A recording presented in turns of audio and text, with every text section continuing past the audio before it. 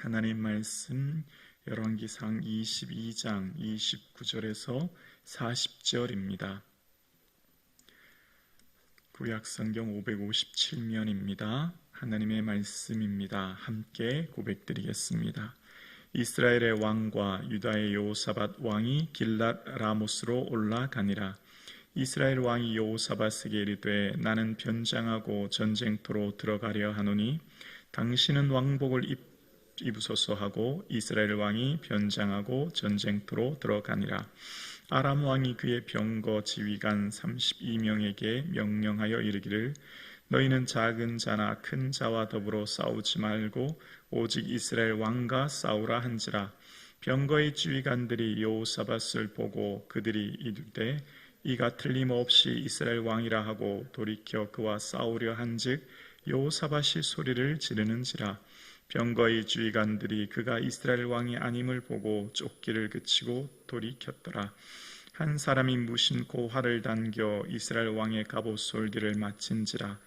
왕이 그 병거 모는 자에게 이르되 내가 부상하였으니 내 손을 돌려 내가 전쟁터에서 나아가게 하라 하였으나 이날에 전쟁이 맹렬하였으므로 왕이 병거 가운데에 붙들려 서서 아람 사람을 막다가 저녁에 이르러 죽었는데 상처에 피가 흘러 병거 바닥에 고였더라.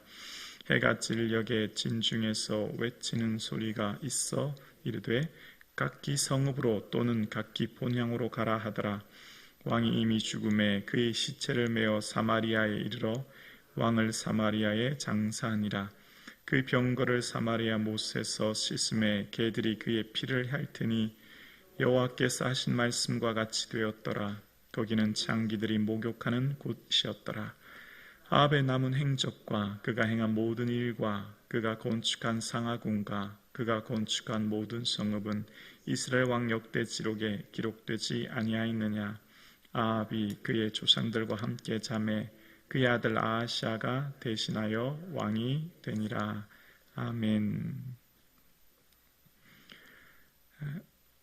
믿음이 없으면 은혜를 보지 못합니다.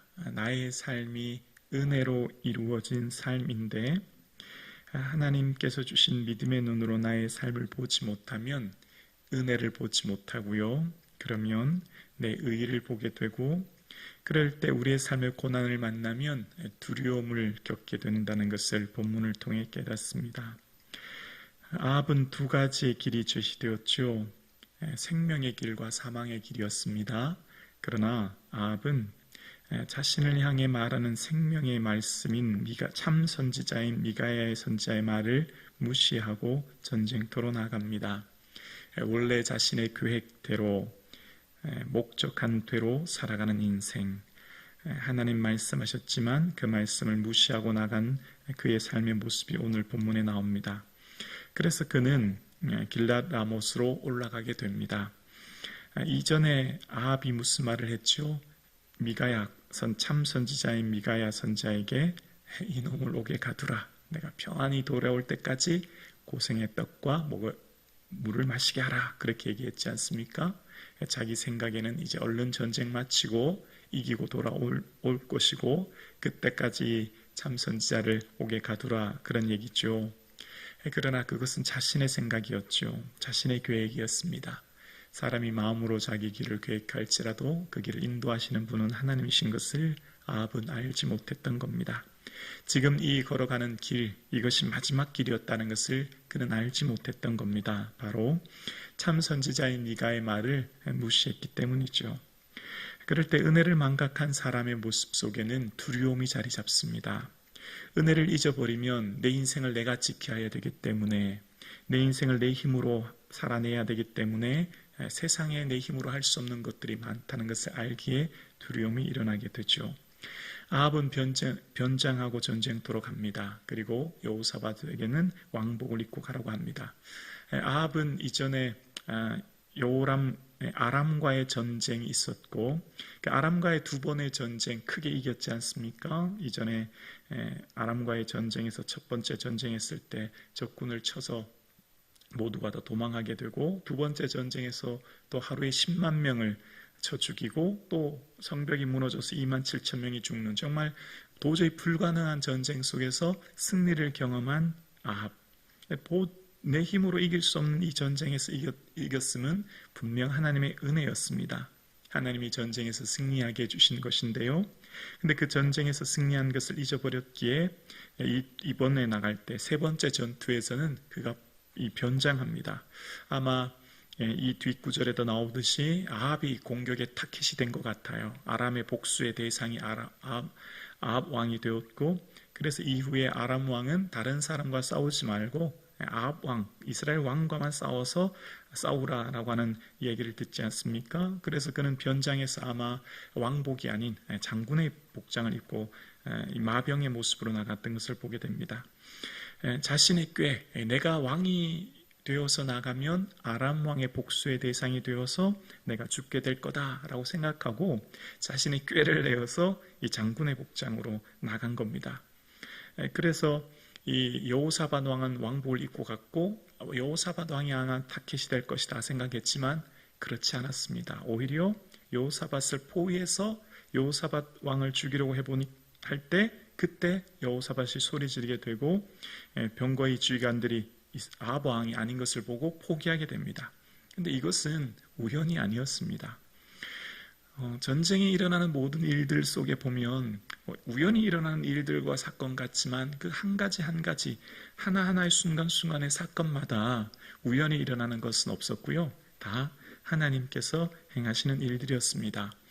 역대하 18장 31절에 보면 이 본문의 장면을 똑같이 설명할 때 그런 말을 합니다. 병거의 지휘관들이 여호사밧을 보고 이르되 이가 이스라엘 왕이라 하고 돌아서서 그와 싸우려 한즉 여호사밧이 소리를 지르매, 똑같은 내용이죠. 근데 추가 해석이 나옵니다. 여호와께서 그를 도우시며 하나님이 그를 감동시키사 그를 떠나게 하신지라. 그러니까 여호사밧이 그 전쟁터에서 왕복을 입고 나갔다가 위기를 맞지만 그가 살아나는 것은 우연이 아니었습니다. 그 사건 속에서도 하나님이 그를 도우셨다 이야기하시는 겁니다. 하나님이 여호사밧을 도우셨고 지키셔서 다른 이 아람 왕들이 병사들이 그를 떠나가게 하셨다라고 말씀하시는 거죠. 지금 전쟁이 일어나는 순간순간 사건마다 우연은 없는 것입니다. 하나님이 인도하셨고 하나님이 함께 하셨다는 것을 알게 됩니다.